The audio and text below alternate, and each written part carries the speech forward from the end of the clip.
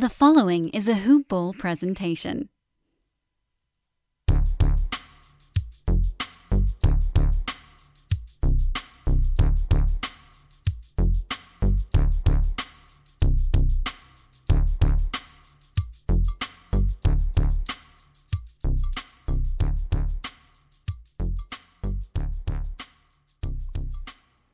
Hello and welcome to the Hoop Ball DFS Today podcast. I am your host, Mike Patra. I'm joined by my good buddy over here, Myles. And Myles, I'm always asking you about your lineups. It's usually I bring every guest in. How are you doing tonight on your lineups generally? But I want to know how you're doing in life, man. This is the second time we're doing a show in 2 weeks now. I'm excited to have you on. Yeah, I'm excited to be here. A little tired. Only rang off 3.5 hours of sleep because I had to wake up and try and adjust my lineups the best I could.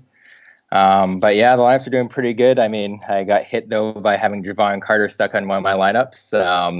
Didn't think that Ricky Rubio was going to play tonight, but he is. So that might have pooched me on that. But otherwise doing good. Happy to be here on the 11-game slate tonight.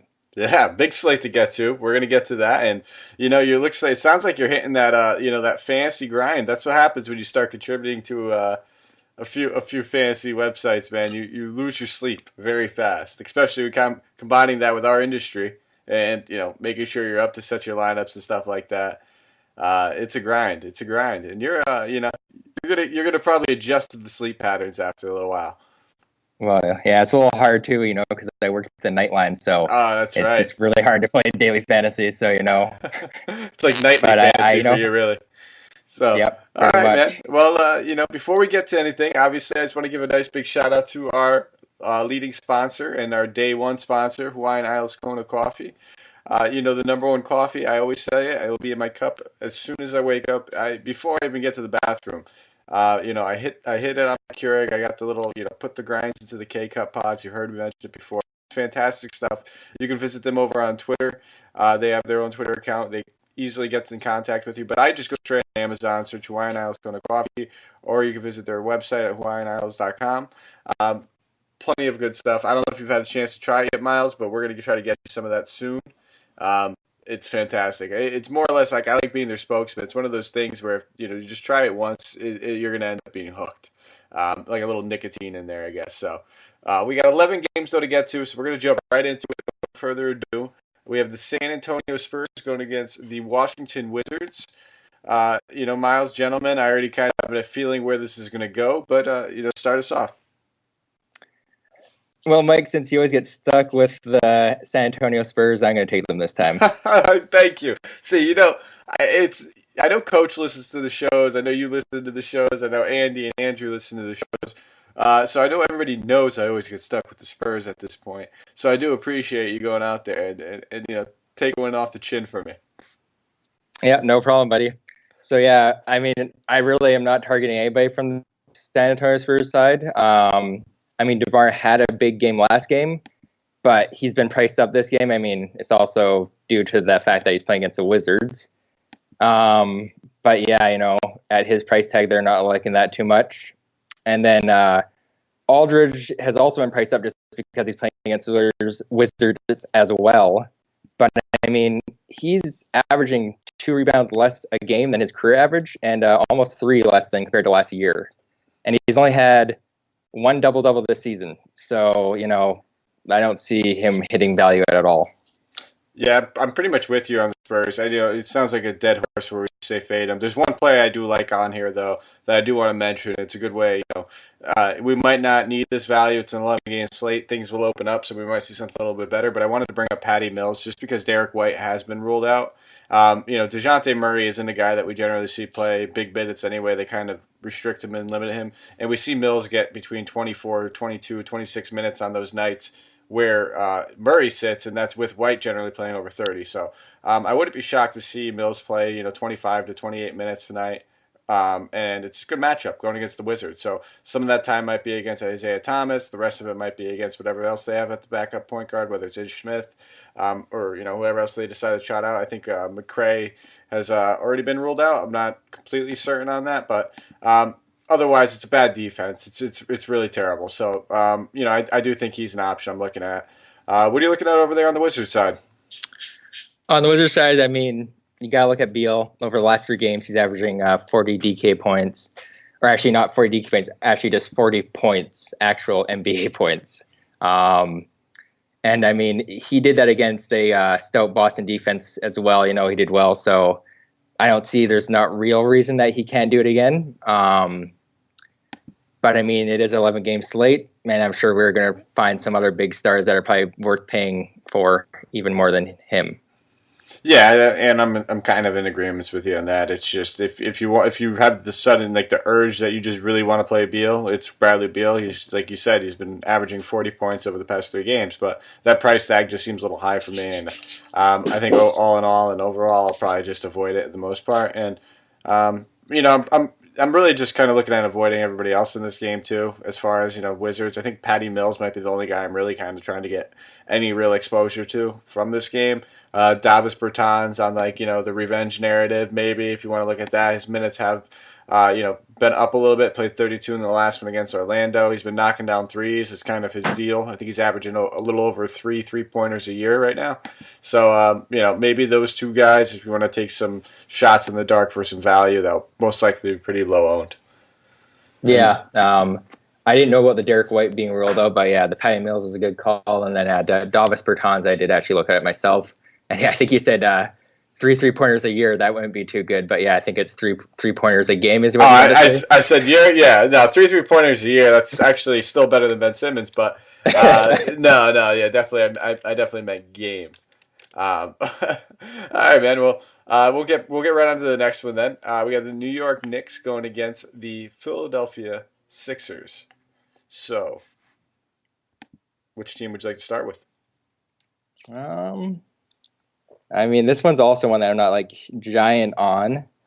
I'll take the New York side, I guess, and I'll say that I'm pretty much not interested in anybody. I mean, Julius Randle finally had his big game last game, but now he's going against a Philly front court that isn't too kind. So I didn't really see much on that side that I wasn't even interested at all. How about you with the Philadelphia 76ers side? Where are you looking at? Yeah, well, I mean, with Philly, I think it's obviously a plus matchup for just about every single one of these guys that's playing. But where I'm looking is, where I can kind of get the value out of this game because there's a decent chance that it doesn't stay close. I don't, again, blowouts always come with a little asterisk next to it and take it how you want it. But when you look at 11 games, you kind of have to start crossing some of them off and process of elimination and lower your player pool. I mean, when an 11-game slate, you can't play everybody. You're not going to be profitable doing it like that. So I don't really like Embiid's price at 10K. I think that I'll probably rather go with some other options that we have on the slate.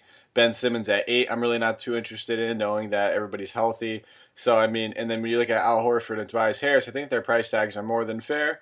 It's just the usage gets distributed pretty evenly amongst all these starters, and it doesn't leave enough what is it? Juice on the bone. Juice on the bone. I can't say it when I try to say it on purpose. But when I talk fast and I try to not say it'll come out smoothly. So I'm pretty much not really interested in anybody over there on the Phillies side. And as far as New York, it's Fizdale's just a big headache. I don't want to deal with anybody over there really. To be plain and simple, the backcourt's a little bit of a mess. Front court's always been a mess. Julius Randle's the only player I generally target right now. And this isn't a matchup where I really want to look at him. I was all over him in the last one. And that paid off. I mean, once we saw Kevin Love get rolled out, it was just all of the Randle. Knowing that he was going to be matched up against Cedi Osman, you just had to take advantage of that. And right now, it's going against Al Horford. Al Horford's a much better defender. Agreed. All right.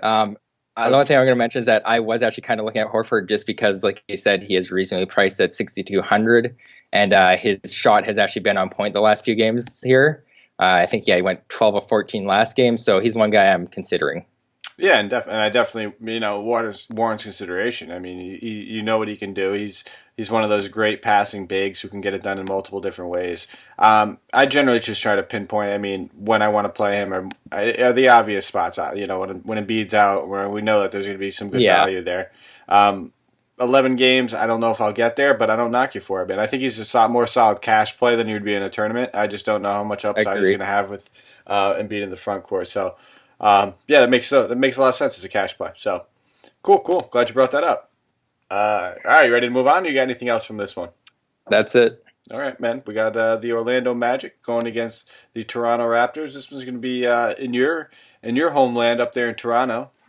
So Yep, it will be. I'm actually just gonna pick this one for you. You get Toronto. I think we're just gonna do that. You're Oh, our really? yeah. You're I wanted to go on the Orlando side. I know you did. So no, we're gonna nah, fine. You can start with Orlando. You're gonna get both takes in there anyway. But going forward, you will start with Toronto.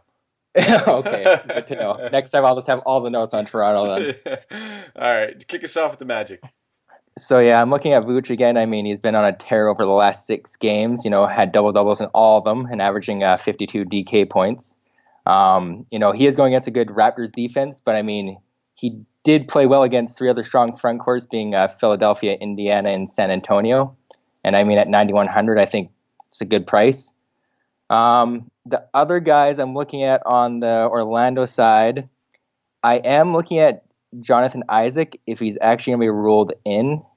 I know it's always kind of risky taking somebody after just coming after injury, but last game they played, he averaged, or no, he didn't average, he got 44 DK points against them. So he's one of the guys I'm looking at for kind of a bit of a value. Otherwise, that's all I have. All right. Yeah, Vucevic, I think, is one of the centers that, me and Coach were kind of talking about it early on during the beginning of the season where he was starting slow, but he was going to pick it up. This guy at one point was 94, 9,500 last season, and his price tag was hitting like 7.5, 7.6 this season, somewhere around there, and that was just absurd. So I think I'm going to kind of stay off of him. His price tag is back up there now, around that $9,100. It's a tough matchup against Toronto. First time these teams played, he shot 1 for 13 from the field, struggled. That could have just been a bad shooting game. It could have been largely in part because Toronto just took their best player out of the court for the Magic. So, Yep. and I looking mean, at, oh, I'm the sorry. one other point I have on that too, though, is Serge Ibaka was playing at that time, so that could have also been a factor. Yeah, definitely a good point. Yeah, definitely a good point. Glad you brought that up. I mean, I like the price tag for Isaac. The one thing that worries me is I'm generally not somebody who's going to be like, this guy's coming off injury, temper your expectations on it. But ankle injuries are something that was kind of, bothered Isaac throughout his career. So I wouldn't be shocked. Big issue last year. Yeah. It was kind of what held him back from breaking out last year. Absolutely, and that's the one thing that I want to keep an eye on because that might be one of those injuries that they do want to monitor and ease him back into. And then he did have a massive game in the last one that they played, but he also shot 5 from 7 from 3-point range. I don't know if that's exactly sustainable. Yeah, that could be inflating that. Yeah, I mean, and he still is a fantastic game all around, defensive end, and that's something that we know he's going to be able to do. He's a guy that can go out there and get 3 and 3, and it won't shock anybody. So I like the price tag. I just want to see that there's not any sort of minutes restriction, and then I'd really kind of be willing to invest. But anything else on the Magic, or willing to slide over to Toronto? Let's slide on over to Toronto. Caught you mid sip. Yeah. You did. I'm not sure if you hear that or not, but yep. No, listen, you gotta have your beverage. Now I gotta ask you, what's your beverage of choice? Because I usually always have like 1 or 2 things next to me when I'm doing a podcast because your throat gets dry, your lips get dry. What's your beverage of choice when you're recording? Well, last time it was just water. This time I've gotten a little bit more to the alcoholic side here, just to ease the nerves a little. Maybe help me feel a little more comfortable. I think that's what happens when you load up on Bowman and then you kind of see what kind of night he had, or when you leave Javon Carter in your lineup and then Ricky Rubio ends up playing. Yep, it drives you to this. All right, man. We're gonna move on to the next one. Or actually, no, I'm sorry, we didn't even hit on Toronto. So, who you liking over there on Toronto? On the Toronto side, I'm looking at OG Anunoby. I was all over him last game because I was like, he was way underpriced, and I'm like, yeah, that he had that one game where he came back, didn't do well, and then, that's probably why they priced him where he was. But I was like, he was definitely, way undervalued there, so I took him. And at 5,600, I still think he's another fairly priced guy. I'll probably have him in some of my lineups. And then another guy, I mean, you guys have been talking about all the time, is Freddie VanVleet.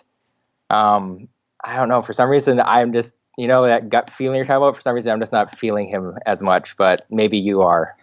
I'm honestly not too interested in it. Magic play just stellar defense all around, so especially now that they're playing, they got Markelle Fultz over there. Their one weak point, if you were trying to pinpoint them on their defense, is probably point guard because of DJ Augustine. So I'm overall just, I'm okay with not really playing anybody from this game. I do think there'll be times when I want to play OG. At 5,600 in this matchup might not be the time. So I think I'd rather just leave this game aside, let other people have it. Van Fleet, I guess if you want to. I just think that price tag is still too cheap overall for what he should be at. I think he should be priced at more of like an $8,100 player. So until he gets there, I think he's kind of always in play. But again, tough defense, and we'll have better options to get to. I agree. All right, moving on. We got the Cleveland Cavaliers going against the Miami Heat. This game is going to be taking place in South Beach. So you want to start us off? Sure. I'll start on the Miami side because that's the side that's got all the great plays. I think. You got Jimmy Buckets there. He's at a good price at 7,700. He's had 3 double doubles this season with assists, and he's almost averaging 3 steals a game. So, at 7,700, you can't really, I think, fade him. The other guy in there is Bam Adebayo, and they've already ruled Tristan Thompson out for this game. So, last game he got 15 boards with Tristan playing, so I can't see him not doing well. I know his price tag is a bit higher, but I'm liking him. Yeah, I'm a big Bam guy. I've been all over Bam all season long, for season long and for DFS. So yeah, I do think Bam's in play. That price tag is a little elevated. That might scare a few people off. And at the end of the day, this is going to be a sweet, tasty matchup for everybody on Miami. Cavs play little or no defense. So yeah, I think Bam's in play. Will I end up getting to that price tag? I got to construct some lineups and kind of find out. Once I start tinkering, I'll decide. Just by gauging everything and looking at the slate overall as a whole right now, I'll probably be a little bit low on the ownership compared just because of the price tag. But he's definitely in a good spot. So you're looking at Bam and Butler. Anybody else over there? Or is that it for you? There was a few I was kind of looking at, but there's nobody that really jumped out at me. No, yeah, and listen, I don't blame you. When we're looking at Kendrick Nunn, obviously the minutes look like they seem secured for him, but we also had a ton of injuries going on, illnesses going on in their locker room where he was seeing a little bit of that extended run, and when Jimmy Butler's on the court, he just demands the usage. Like you said, he puts up good lines like. Last game he shot 4 for 11 and was still able to put up 50 fantasy points because he's able to get 13 assists, and like you said, the steals are going to be there for him every single game. He's always active on defense, hustle kind of player. But again, price tag, it's tough. I think he's definitely worth the price tag. Like you said, you can't fade him at that price tag. I just don't know. I don't know if I'm going to be able to get to him. This game in all is kind of scaring me a little bit, especially without Tristan Thompson. I'm expecting them to get. You're thinking blowout game again? I don't want to say blowout in this one. I think this one actually, might have a little bit of a chance to stay closer than, Philly and New York. But without Tristan Thompson, they're going to get beat up in the post, like badly. Miami has 3 7-footers that they could throw at. Bam's not 7 feet, but then they got Myles Leonard, they got Olynyk. They use all 3 of these guys in the rotation. They're just getting Ante Zizic back from injury. They're just getting Kevin Love back from missing a game, and he's questionable. He's going in, but more likely probable. But it doesn't mean that they want to go out there and run him 35 minutes. So I think it's going to definitely be a challenge. We've seen Miami guards be able to kind of shut down other guards, and that's kind of what you really need the Cavs. If they have any chance of winning a game, they're going to need some decent games out of Garland, Sexton, and Clarkson. So looking at it from a game skip perspective, I'm really struggling with finding too much that I feel confident in playing. So I would say Jimmy Butler is definitely a good play, but more of a tournament play for me. I just think because of the matchup, it's pulling him away from cash, in my opinion. But I'm necessarily not the cash game guy. I'm more of a tournament guy. So some other people like maybe Coach, if you want to tweet at him and get his opinion. I know Andrew, Myles, you're more of a tournament guy yourself. So what's your take on that though? Do you think you feel comfortable if you were playing cash games with him? Yeah, I don't know on that one. I feel like even though Bam is more of a higher price, I'd feel more comfortable with him in a cash game. Yeah, I just can't imagine. I would be willing to bet my house on it that he ends up with a double-double, it being a pretty big one in that end. So if it obviously caveat that he plays 30+ minutes. So all right, man. Yes. I'm looking at Cleveland side, and I'm like I said, Kevin Love currently questionable. Deuce mentioned already. Tristan Thompson's ruled out. He's resting. Ante Zizic is back, so he's 3,400. He played 20 minutes in the last one. He should be healthy enough to play minutes. So that's if anybody I'm playing in this game, I think it's going to be the value. That's really all I'm looking at. It'd be Kevin Porter Jr. if we hear he's going to remain in the starting lineup, and Kevin Love shifts over to the 5. And if it's not him, then it means that Kevin Love's staying at the 4 and Zizic is starting. I would expect these guys to both probably see mid 20 minutes. Zizic, if he's healthy enough, he played 20 in the last one, so I think he can probably handle 22 to 24. I don't think it's going to be a 30-minute night unless this game stays really close and they're really up to the wire. But that's kind of my take on it, and that's really all I'm looking at. Anybody for you on Cleveland? Yeah, you already hit those two guys I was thinking of. The only other one I had a note on was, it depends too if Love does play or not, but Alfonso McKinney, he's only at 3,800. In last game, he had 24 DK points and he got 30 minutes of playing time. I mean, like you said, though, if Zizic Ashier, I can't pronounce that guy's name, if he does get more minutes, then it's going to cut into McKinney's. Yeah, we'll see. Well, the lineup should be out. It's a 7:30 start time, so we should have a good idea what the lineup looks like. I mean, they already rolled out Tristan Thompson, so they're not afraid of giving out the news early. Moving on, we have the Charlotte Hornets going against the Brooklyn Nets.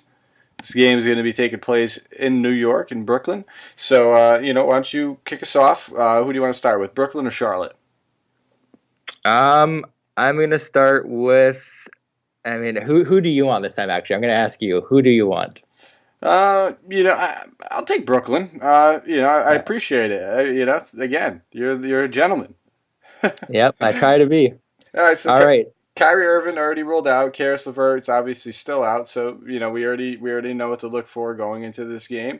The usage is going to be spread amongst, but obviously the biggest chunk of it generally goes to Spencer Dinwiddie. With Kyrie Irving off the floor, his usage is pretty much off the chain.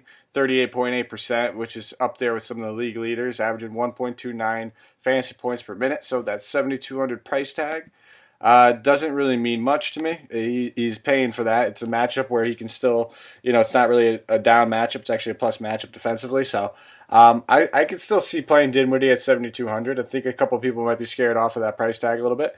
And then again, with all the usage being spread around, we have to look at the other leaders on the team.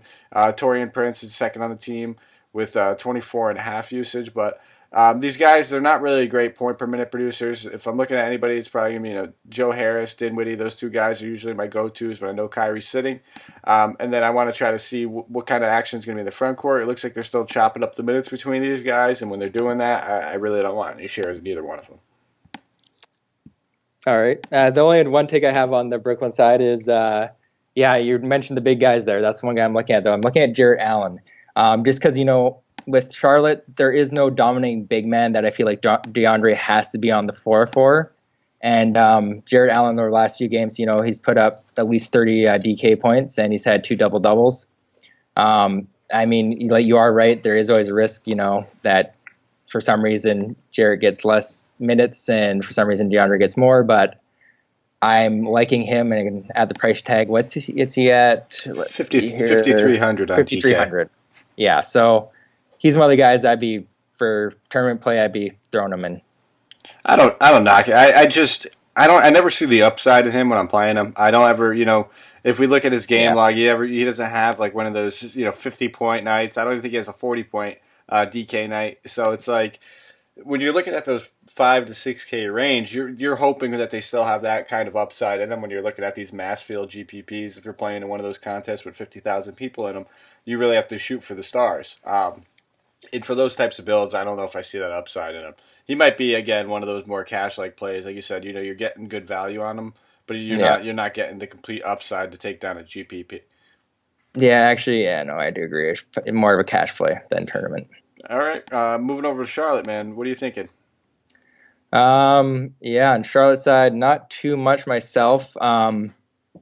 There was one guy I was using for value the last couple games there, and he did, hit value for me, which was this Marvin Williams.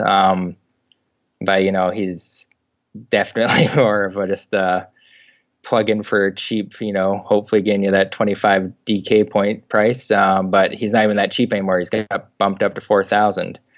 And then the other guy I was thinking that I might take a flyer on just because he also priced all right is Rozier.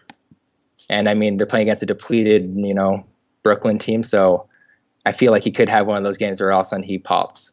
Yeah, it's a great matchup. I know Dan Bespris, if he's listening out there, he's definitely loving the fact that you're playing Marvin Williams. He's the big old man Marv fan on planet Earth that I know.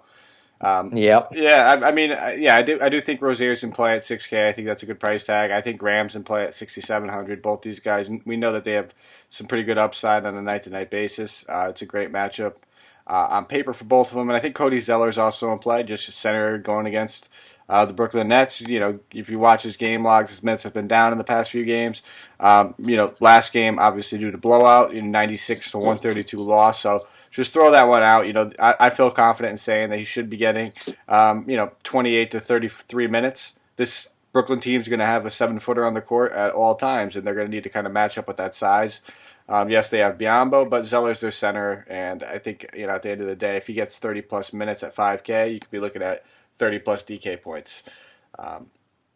Pretty much all I got over there. I know it's, you really want this game to have a little bit more in it, but I don't think on 11 games we need to worry about trying to stack this one up a bunch of different ways or anything like that. It's not that kind of build for me. I think I'm just going to pass on anybody else. Yep. All right, moving on to what could be the most, biggest, we're talking about blowouts tonight, the biggest blowout chance of a game on the slate. We have the Milwaukee Bucks going against the Atlanta Hawks. I mean, on the positive, this game is in Atlanta. So tell me what you're thinking over here. Why don't we start with the Milwaukee side? All right. So, I really fear the blowout in this one. I know, like we always say, like, oh, there's, but like this one is pretty substantial that there could happen because on the Atlanta side there, Jabari Parker looking like he might be ruled out. So that happens. I mean, who else are they going to have besides Trae Young? Yeah, no, I completely agree with you. I mean, we don't even need to spend too much time on trying to, salvage plays from this game if we really want to. I think what it comes down to is what you just said. It's going to be very hard for them to, stay in this game. And even Trae Young, it's going to be a very tough matchup for him. I don't mind the price tag. I'm sure you don't mind the price tag for what we know he can do. It's just, do we want to pay that price tag going against Milwaukee Bucks, Eric Bledsoe, George Hill, and, they're a great team defensively overall. So, Parker sits if you want to take a dumpster dive, maybe and throw something against the wall and hope it sticks, that somebody sees some of that front court minutes. You can take that chance. I think most likely it just gets spread out amongst their youth with, DeAndre Hunter and Damian Jones. Vince Carter should be back after the birth of his daughter. He was away from the team for a little while. I'll probably see, 10 of them or so. So, yeah, I think I'm good, man. I don't think we need to, I mean, unless you got a secret take on either side of the ball that I don't want to stop you. Takes, and I mean, like, we've been going to Bledsoe there for going to a well, but I mean, he has underperformed the last few games, but he's like one guy, if the game does stay close, I'd be willing to take him, but I don't know if that will. And then, I mean, Giannis, I did make some notes on, like, in the games where he's only gotten in the high 20s, he's still gotten, like, there's one game he had 28 minutes, he got 70 DK points. Another one, he got 27 minutes, he had 61. So, like, there is chance still, even if it was a blowout, he still hits his value. Yeah, I mean, especially with Middleton out now, those two guys, those are the only guys I'm going to be targeting for the near future on this team. They're both, their usage, this matchup, the prices, everything, just screams play me.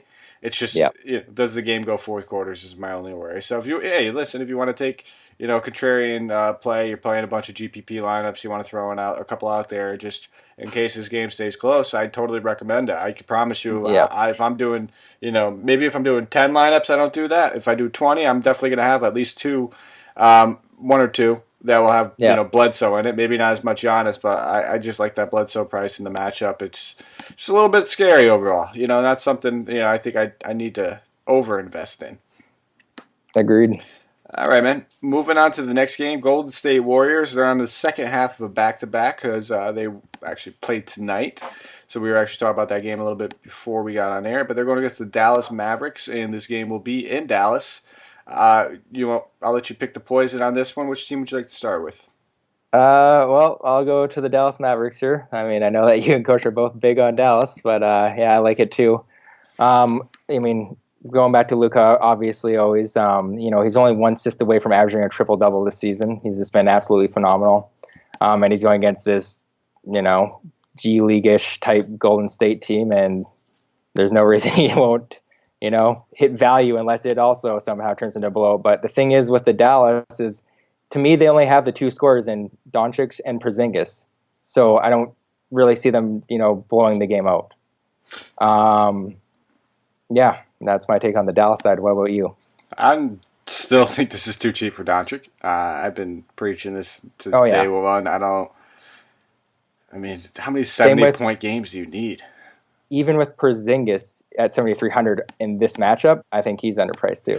I think they're both absolutely underpriced, but when I look at that, when I'm looking at paying that 9-5 up, the upper echelon tier of guys, we're looking at Doncic has the opportunity to be one of those 11-5, 12K price guys. He's playing that well. Agreed. There's not many players out there in the league that can put up like these 70-plus DK point nights and do them within 5-game spans, 2-game spans of each other. So I think I'm definitely going to have tons of shares of him. It makes sense because, we've been targeting Golden State for a little bit of this value on the other side, and we'll get to that in a second. So I think if I'm looking at anybody, I will be looking at Doncic. It's not really a contrarian play in any way, shape, or form. I'm sure he'll have plenty of ownership going with him. I'll just be another one on the train. Agreed. I mean, like you said too, is like I was expecting him because after last game I was like, okay, how are they not going to price him at least 11K range? But they didn't. So I mean, I guess it's just a present to us. Yeah, I wanted to mention one thing just to kind of keep an eye on. If Seth Curry's questionable, if he were to sit, I would definitely want some shares of, either Brunson or DeLon Wright, whoever's in, the starting lineup. I would assume it would probably be Wright. This is also just a good matchup for whoever that shooting guard is at that position going against Golden State as well. So just something to kind of monitor before we just jumped over and started talking about Golden State. Yeah, I like that call. All right. What are you liking over at the... On the Golden State side, I was big on Green tonight, and he got, I think, 42 DK points tonight, so he hit his value. I mean, he's priced at 6K in this game, so I was liking that. But you said that he hurt his elbow again. Yeah, it looked like he whacked his elbow, the same elbow that he injured on opening night. I mean, he still played 34 minutes in the game, so I don't know how severe it is, but it is a back-to-back. The team is pretty much playing for nothing at this point, so it wouldn't shock me if they wanted to give him a night off, but just something that, maybe we'll keep an eye on going forward. And I mean, when I'm looking at it, we give this take, like I said, we're recording this the night before, of the actual slate, so we don't have as much news going out. So when I talk on the podcast, I try to have a consensus on how I think things are going to pan out for the next day. Some it might not be the best strategy, but I want to try to give you guys an idea. So I'm kind of going forward with the idea that Green will probably end up sitting out. We'll find out probably way before lock though. Yep, sounds good. The only other guy I was kind of looking at, but I mean he burned me tonight, was Kai Bowman, just because he's at 4,400.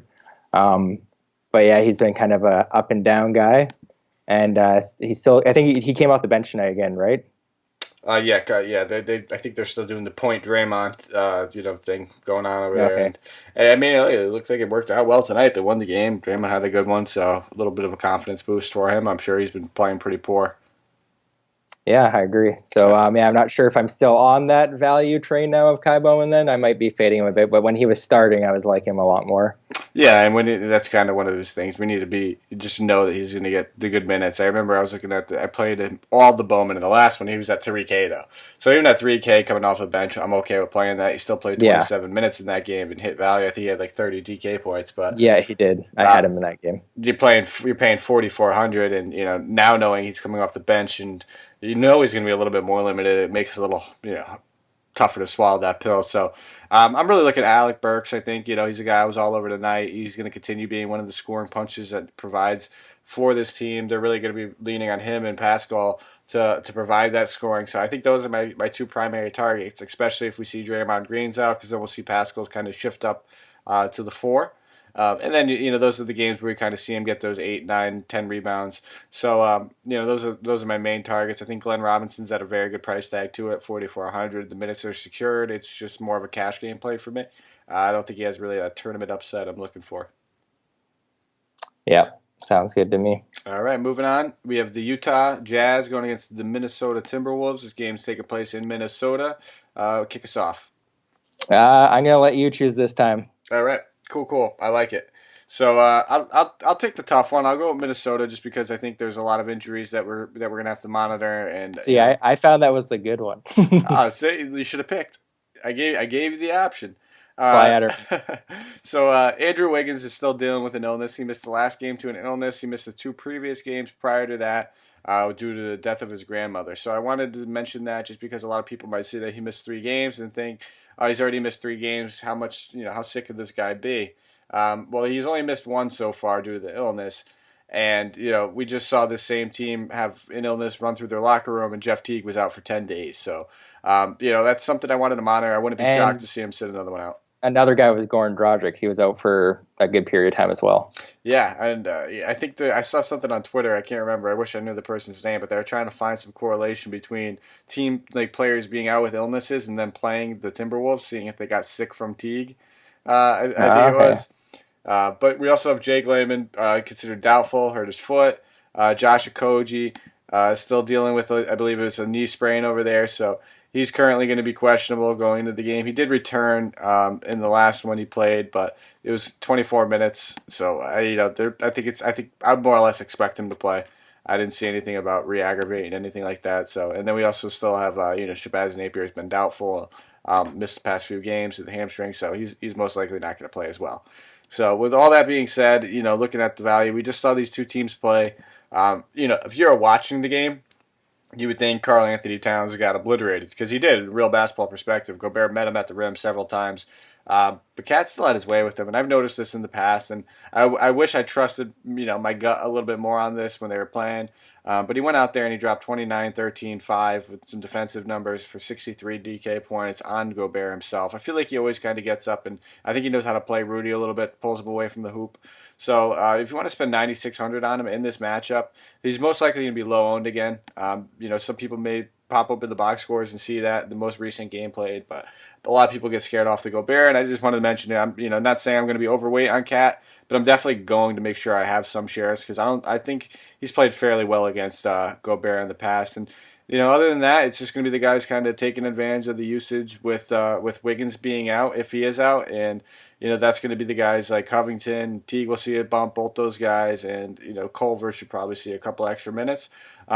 But I think both their price tags are getting up there. Teague's now up to 6,300. So when he was there in that 4 to mid 5s range, we could look at him. He had a big game against him in the last one. He played 36 minutes, 7 of 18 shooting. But I don't know if I want to pay 6,300 for him. You paid 56 when he did that. I wouldn't expect back-to-back 40-point games for Teague going against the Jazz. I think that's kind of chasing points. So I think I'm going to steer clear of Teague. I'd probably have a little bit more interest in a guy like Covington instead. Just secure and rock solid, at least 30 DK points over the last 3 games, and he always provides that upside for those big GPP wins with those steals and the blocks, and he just needs to get a little bit of hot from the field because he's almost like a Rondo-esque player where you never expecting the scoring, you just like everything else that happens, and if he scores, it's just like a bonus. Yeah, I like your calls there because the 2 guys I had was I same thing. I was worried with Towns going against the Stifle Tower, but.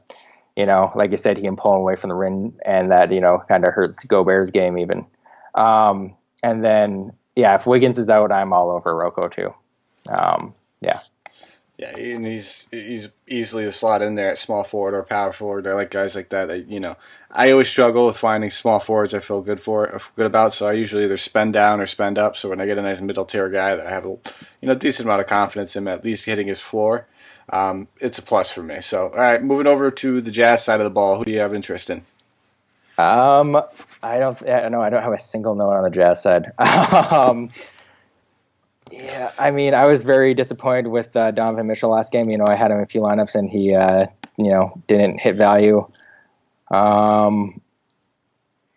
wouldn't be too worried about that, though, necessarily. I was watching some of that game. It was just a really rough night for him. She shot the ball 5 of 23. So not taking anything away from the Timberwolves defense necessarily, but still scored 30 DK points when he shot 21% from the field. So we turn that into a 40% from the field night, and all of a sudden we might be looking at 40 or 50. And that's what I was hoping and thinking for. But I just know like Mitchell can do that, obviously, where he'll go and all of a sudden he is missing the basket. But yeah. All right. So I Well, mean, he's still playable. I agree with that. I'm just turned off of him because of last game. hey, and I get the same way about some players too, where they burn you and then you just don't want to look at them for a little while. And I completely understand that. I'm not saying I'm going to go out there and load up on Mitchell. I'm just not necessarily afraid of him in this matchup where I'm going to steer clear of him. So that's the only reason. I sometimes that's one of the things I like to look for is people they always like to pop open the game logs and see Yep, what have they they done do. for me recently. And that's Yep. not what we're about. We're trying to find that the little pivot plays and the guys that are going to be slightly underowned or good values. And I think he fits into the category where he might fall slightly underowned. Yep. All right. No, I do Anybody agree with else? that. There's a lot of those players that you see, they've had bad games. Like that's why with the Eric Bledsoe thing, I was saying, he's underperformed the last 2 games in a row. So, and with the blowout potential, he might be very low owned. Oh, I always love me some good Bledsoe. Always love me some Bledsoe. All And right. then the only other thing I was going to mention on the other side of the ball there on Minnesota was, with Josh Okogie and Jake Layman. I mean, if they do both get ruled out, but you're saying that you think Josh Okogie will play, I mean, Keelan Martin is only 3,300, and he hit 22 draft game points the last game. But that's only if Josh Okogie, Jake Layman, and Wiggins are all out. So that's a big if, and you got to follow the news for that. Yeah, I mean, again, this is pure speculation for Josh Okogie. I just know that he was questionable heading into the last game, ended up suiting up, so he's questionable heading into this game. I'm just going to assume he's suiting up. So that's kind of the way I'm approaching it. Could be right, could be wrong. We shall find out tomorrow. All right, we only have 3 games left, man. We're cruising. So before we go any further, just give another quick shout out to Wine House Kona Coffee, our day one sponsors. Personal favorite sponsor that we've ever had. They will always be my favorite, near and dear to my heart. So I just always like to give them some little airtime. And if you have a chance, definitely follow us on Twitter. You can find me at Mike Apotria. That's MikeApotria. You can find Myles on Twitter at Myles6565. Pretty simple and straightforward. I like it. And then you can always find our other guys. Andrew Hansen at Language Olympic. You got Joe Coach at Joe Sarvati. And then you have our other Andrew, Andy. I believe you might have to help me out on this one. I think it's Drew J. Gallagher. Yes, Drew J. Gallagher. I didn't know if it was Andrew J. Gallagher, Drew J. Gallagher. Just how it's spelled, Gallagher for Gallagher. So we got that out of the way. Let's keep moving it forward. Detroit Pistons going against the Chicago Bulls. Game's taking place in Chi-Town. All right. I'm gonna go to the Detroit side. I was looking at this game and I was kind of turned off of it. But the one guy I'm kind of looking at, I mean, Andre Drummond, he's priced at 8,700, so I don't feel like that's way too high. And I mean, it's just hard for me to fade some guy who's 3 boards away from averaging, a 2020 double-double. I know with Blake Griffin back, it does hurt his usage and points a bit, but I'm still liking him at that price. And then besides that, there's not too much else I was looking at. What about you? I'm on the opposite side of this. I think I'm going to fade Drummond, and I think I'm going to get some Blake Griffin. Okay. 7,100. I like that price tag. He played 30 minutes in the last game, so I think that that soft minutes cap is starting to raise. You should see easily if this game stays close, which Pistons aren't good, so should. Yep. Close to 30, if not a couple more. So if I can get Blake Griffin a little bit over 30 minutes in a good matchup at 7,100, I definitely think I'm going to have some interest in it. Drummond, I think he's definitely in play. It doesn't, necessarily merit a fade. 8,700 still leaves plenty of juice on the bone for him. But we have seen the usage and, the game kind of take a different pace turn and everything else with Blake Griffin being in the lineup. So I think I'm going to wait for it just to come down a little bit more in a slightly better matchup before I want to jump on it. Maybe a matchup where they have an increase in pace or something. But for me, I think I'm just really looking at Blake Griffin, and I got to mention it's Derrick Rose going to Chicago. It's always a narrative. I look to Target; they absolutely love this guy there. He balls out when he goes there. He cries almost every time they do something for him in the pregame. So I always like to mention him 5,400, a fair price tag, just knowing that there's that narrative in there. Yeah, no, I don't fault you for either of those calls. I was looking at Griffin a bit, but I just don't know. Just was that gut feeling, and then I mean, yeah, he is a guy who can pop off for 50 points in a night. Yeah, I mean 30, 35, and I think he's played 24 minutes and 29 minutes or 30 minutes in the other one. And he's got 35 DK points in both of them. So, yeah, no, I mean at the end of the day, I think he's got some solid upside. It's Blake Griffin. He was putting up an MVP type caliber season before he injured his knee last season. And when he's healthy, he's fantastic. There's no doubt about it. He looked fantastic when he's been playing with the Pistons. So I'm just hoping that eventually, it might take a couple more games, but I'm hoping he can get back on track and kind of show what he was doing, last season. I mean, we're kind of seeing that with Paul George, just right back from injury. It looks like he didn't miss a beat. So yeah, hoping we can see the same thing from them. Amazing. What about over on on the Chicago side? Who are you looking at? Chicago side? Yeah, I don't know. I have been looking at them, and they've all been pretty. I mean, terrible. I mean, obviously Zach LaVine always has his games where he can go off and score a whole whack ton of points. And if he does get his complementary stats in there, yep, he can also go off for a bunch of DK points. But he's a player who fluctuates as well. And besides that, I'm not really liking any of the other Bulls because, I mean, you always have the issue of the three-headed monster of the point guard situation there. And, yeah, all the forwards have just been not that fantastic. Yeah, so I have two guys in the Bulls that I have interest in. I think Zach LaVine's price tag is just a little too cheap at 6,800. I think it's a plus matchup overall. It makes sense if I wanted to do a little Griffin, I could run it back with a little LaVine, and at the end of the day, it's not going to take a lot of my salary either. 6,800 and 7,100 still leaves me enough room where I can get a star and maybe even somebody else. So I definitely think I'll have some shares of LaVine. And another guy I wanted to bring up would be Daniel Gafford. We kind of just seen Cornette. Oh, yeah. Cornette got surgery. Felicio's out. Gafford played 20 minutes in the last one. They're going to need size. Wendell Carter Jr. is battling injuries himself all the time. He's basically, questionable almost heading into every game. He doesn't have a tag, obviously, tonight, but it's very possible that he could get in foul trouble or something happens, being banged up with Drummond. So I think Gafford makes a lot of sense in GPPs. He's 3,800, so he's not necessarily a minimum salary, but he should be pretty secured in getting, good, solid rotational minutes, and I wouldn't be shocked if he sees at least, 20 to 24 in this game and comes close to a double-double, if not grabs one. I have one question. Did you throw him in any of your lineups last game? No, I did looked not. at it. Yeah, I looked at it, but I was like, I have no idea what this guy's going to do. No, and I don't expect him to shoot 10 of 12 again either. So let's just be real. I mean, he got 30 DraftKings points in that last one. He was minimum salary, and he shot 10 of 12 from the field. I don't expect that again, especially on Andre Drummond. But I do think that we could see, instead of 20 minutes, like I said, maybe 22 or 24. And, those minutes make a big difference. If he's almost averaging a point per minute, that's an extra almost 3 points. So I think that's going to be a difference maker for him, the extra few minutes. And if anything it does happen, there's that upside, knowing that he has a chance of seeing even a couple more if there's foul trouble for Carter. So, I just wanted to mention it. Like I said, it's a tournament play. We will probably see some value pop up, as the day progresses and news comes out. But it's something to monitor. He's one of those Patty Mills types guys that I think will fly under the radar because, he's not necessarily a guy that's being inserted into the starting lineup due to injury or anything like that. So it's the injuries, the ancillary injuries on the team that are kind of giving these guys more opportunity and more usage or minutes or whatever that fly under the radar because they're not just the obvious value plays. Yeah. No, I agree with that for sure. All right. Moving on, we have Houston going against Denver. This game's going to be taking place in Denver, so we have to, factor in some of that altitude change and all that. Which team would you like to start with? I will take the Houston Rockets because that's the one side I was looking at, and I like him, even though they do have that altitude change. I think Westbrook at 8,600 is in play. I mean, he's always a triple-double threat.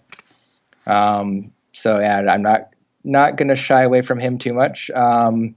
And then the other guy I've been riding lately has been Capella. I mean, he's averaging 52 DK points over the last 5 games. Been putting up, massive games. Did he have a 2020 last game, I believe?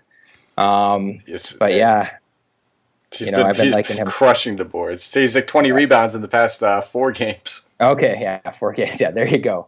So, I mean, I think our last Coastal Challenge, I had him, and I think he was only 2% owned. So, yeah, he got me into the 6th and 9th spot pretty much in that contest. Yeah, he's been absolutely smashing, and it seems like something about taking a bonk off the head when he had that concussion really changed him or something. But yeah, I think looking at the obvious options, Westbrook and Harden, both these guys are in play on every slate that they're on. Yeah, it's a tough matchup with Denver. They're very good defensively, especially with defending the perimeter. So I do want to mention that, but not taking anything away from those guys. I think Daniel House is another guy. I was all over him in the last one. Once I heard he was being inserted back in that starting lineup, I think he was 3,700 on DK. Yeah, he was 3,700. I was all over that Lock one and too. load on that price tag. So once I got the news and I found out he was starting, I was all over him. And I think at 4,800, there's still a little juice left on the bone in that one. So I do think he's an option. But when I see Tucker just $200 cheaper, I toss and turn because I know both these guys have like that similar kind of floor. Similar types of ceilings as well. Not the best matchup. So, maybe just save the $200, go with Tucker if you want. Maybe Tucker's the better cash play and House is the better tournament play. So that's kind of my opinion. I'm looking at those four guys. You want to play Capella at 8K. I'm not going to knock you. 4 straight 20 rebound games. He's absolutely fantastic. Jokic might be pulling him away from the basket a little bit. That could limit some of his defensive rebounds if he's pulled away from the basket a little bit. So maybe take that into account, and that might bode well for Tucker. But overall, I think if I'm getting any real exposure to this game, it's going to be the 2 top dogs and maybe an ancillary piece here or there in lineups that I'm not playing either one of those guys. Yeah, that sounds good to me.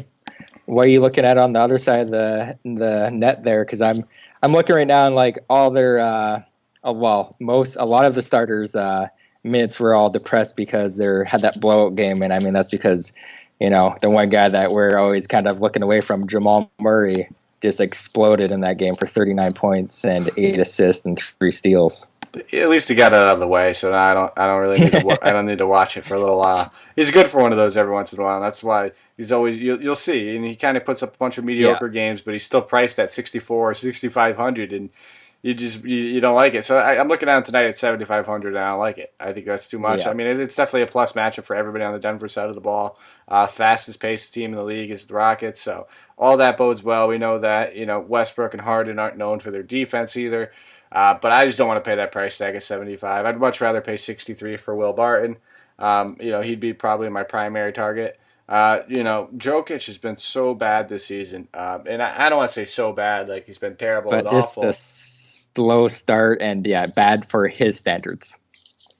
Absolutely, and so I'm looking at that, and I love this matchup for him, and I know that if they have any chance of winning this game, the offense is gonna have to go through him just to keep up with the scoring. 8,400 is definitely a price tag I can buy into. So I'm gonna have to toss and turn about this one a little bit. Probably think about it, sleep on it. Really get some good research done in the morning when I'm looking over everything and before I write up the column for the layup line.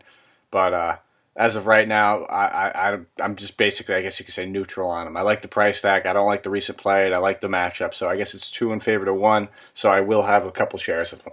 But I'm definitely going to be more overweight on Barton compared to anybody else on this team. Yeah, I know I like the Barton call. I've been, riding him the last few games here. And the other guy that I've always actually been kind of looking at, but now they've priced him up a bit more than I'm liking, is Paul Millsap. And, I mean, he is going against a more formidable front court with the Rockets there. Yeah, he actually sees a big bump when Barton's off the floor. So I know a couple of his recent games, he's been playing well. And Barton did miss a game or two in the middle of that. So I just want to bring that into light. And looking at these prices actually before we get away from this game, Gary Harris just seems a little too cheap at 4,500. When he's playing 30+ minutes, he looks like he's about a 20 to 25 point lock. So he seems like he's a nice solid cash game play. Yeah, he's pretty much been averaging, like, over the last 3 there when he had the minutes, it was like 27 DK points. All right, man, you got anything else on that game? Are you ready to move on? Ready to move on. All right, last game of the night, we have the Boston Celtics playing against the Los Angeles Clippers. This game will be in L.A. Kick us off for the late game hammer. All right. Yes. Unfortunately, I didn't quite make it to this game just because of the late notice on doing the show. Oh, yeah, let me bring that up. Big thank you. Coach isn't feeling well tonight, so he needed a night off to get some rest. I hope he feels better. I was going to crack a joke, but I'll just hold it in because I'm sure he's actually really sick, and that kind of that sucks. No one likes to be sick around this time of the year. This is when stuff starts traveling around. But late notice, Myles was able to jump on and join me, and I should have mentioned that right off the rip. Thank you. Glad you were able to jump on, and it was late notice. So I'll take whatever notes you got, because you're ill prepared for a reason, man. You weren't planning on coming on, so. Yeah, I mean, I'm always excited to be here. So that's that's why I signed up for it too. But yeah, like I said, because of the late notice there, I have 0 notes on this game currently. That's all right, man. I'll start us off. It's no big deal if you wanna just kind of hang back. Kind of looking over. I mean, you got 2 really defensive teams here. And yeah, I mean, I'm just glancing. I'm kind of struggling to find anybody that I'm really like popping out at me. But yeah, you've definitely got more notes, so let's have you fly at it. Well, I think you just hit the overall encompassing main fact of the game. It's 2 very good defensive teams, and I think it's going to be a great real life basketball game. But for fantasy purposes, I don't think the total is going to be too high. I don't believe it's been released yet. Just especially since the whole Kawhi Leonard news, they're kind of late with their totals generally. But Kawhi is still currently questionable. Obviously, that's going to have some major implications on both sides of the ball. I'll start with the Clippers, and I mean at this point. He's been out so long, I think we should just continue and just assume that he's going to be out. Looking at Paul George at his price tag, the minutes are going back up. He'd probably be my preferred option if anybody on the Clippers. 7,800, knowing he played 29 minutes, kind of still that Blake Griffin where I think he's underpriced and he's getting to that threshold of minutes where, we want to be at that point where we get the most bang for our buck when he's hitting that 30-plus minutes point and he's still at his lowest price tag. Because once he hits 30-plus minutes, his price tags for both these guys, they're going to jump up, and we're going to miss our window. So I think, I'm definitely going to have some shares in Paul. Again, tough defense, but all those factors definitely have me leaning over there. And if, without without Leonard, we could definitely look at the whole Harrell, Lou Williams stack. Both those guys' price tags are starting to come down a little bit. I wouldn't, go playing all 3 of those guys. This isn't a game I want to get overexposure to. So those 3 guys, my main options. And Zubac has been playing well. The price tag, 4,300. It's solid. It's nothing fantastic. Boston's front court is pretty weak, so I just wanted to bring him up. But he's been playing well over the past 2 games. Still doing it all in limited minutes, so it's really risky playing only for GPPs. Yeah, I'm liking all those calls, and yeah, like you said, as you would say, plenty of juice left on the bone there for Paul George at only 7,800. Oh yeah, definitely. More I think about it, the more I like to play, and it's a late game hammer. I know I always want some exposure to late game hammer. I hate going to bed. I'm an early bird, so when I say go to bed, if I don't have a podcast, man, I'm in bed early.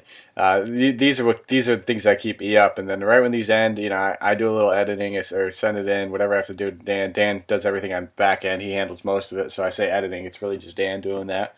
I just kind of send the file over to him. That's my job. But after that, I clonk out, man. I'm ready to go to bed. I get up early for my other job in the morning. So we'll see. Looking at the Boston side of the ball though, who are you interested in over there? Anybody? Yeah, taking a peek.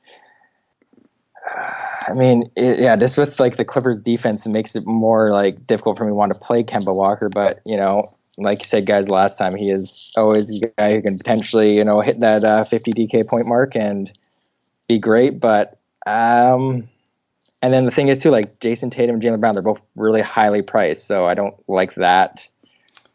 They're a hard pass for me, man. I'm not a big fan of it. Yeah, no, I saw you going through it. Sometimes when you're doing these shows and you're looking at some of these cards and you're looking at all the prices, you want to be able to pull somebody from every game, just to have that player pool, have those options for whatever kind of correlating lineups you have. But I'm really struggling with finding too much to love on the Boston side of the ball right now. Like you said, the guys I do like have their price tags to the point where I don't know if there's a lot of juice left on that bone. Marcus Smart is questionable, so more likely probable, I'm sure, and we'll find that out tomorrow. But if he does sit for whatever reason, that would open up a little bit of value. But he's a gamer. It wouldn't shock me to play, especially when it's 2 defensive guys like Patrick Beverley and Marcus Smart being in the same game. I would put the overall. What would the opening money line be on those guys fighting? What would you say? I'm thinking they're going to be ending in like high 90s, maybe low hundreds. Yeah, Not very. It's a solid like a 2-1 that they could fight. Maybe like a 3-1. Over under being like the second quarter, midway through the second Yeah. quarter. So these guys are both gamers, so I wouldn't be shocked to see them play. But I think we said it. There's nothing really to really dive over and load up on the Boston side of the ball. Yeah, no, I like that call. All right, man. Well, we did it. We got through the 11 games. We tried to motor on through and do it in under an hour, and right now we're at the 59-minute mark. So Nice. we have 20 seconds, and I'm going to try to get this done and get everybody out of here in under an hour. So thank you for joining us, guys. We had a fantastic time. You can go follow us on Twitter at Mike Apotria, MikeApotria. You can find Myles on Twitter at Myles6565. Please go give us a rate and review, a thumbs up wherever you're listening to the podcast, whether it's iTunes, Spotify, Stitcher, Podbean, YouTube. We're all over the place. It means a lot to us. It allows us to continue bringing this content for free, and it allows us to get better. So we like the constructive criticism as well. And if you really do want to see us get better, and you really want to just help our show, make sure you give us like a 4 or 5 star with that constructive criticism. That way we know you're not just meaning it and you're being a big meanie pants over there. So we do take everything with a grain of salt, and we appreciate all the feedback that we get, though. So on a serious note, thank you for joining us, Myles. Do you have any final thoughts before we take off? No, I'm good, man. Good luck tomorrow night, guys, and have fun. All right, we did it. Under an hour. Take care, guys. Have a good night.